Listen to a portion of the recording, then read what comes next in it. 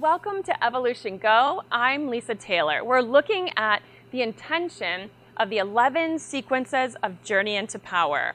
Let's look at the release sequence. It comes toward the end of the practice when your body is so warmed up and tired, less resistant. It's done a lot of work already. The poses in the release sequence we're ready for.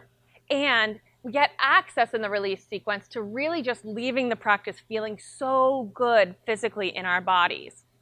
Let's look at the reverse tabletop pose in the release sequence.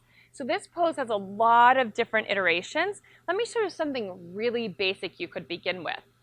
So your hands, first, they turn in the way that feels kind of awkward. It seems like you'd turn them fingertips pointing back, but the pose is set up for the fingertips to point forward. Now, depending on how tight your wrists are or your shoulders are, the outer corners of your chest, you might turn your fingers out a little bit.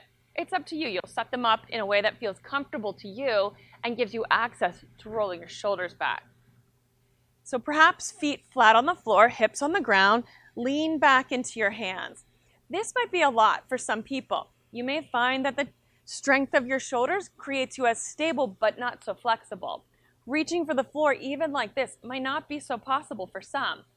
You could have two blocks set up behind you and reach back to the blocks.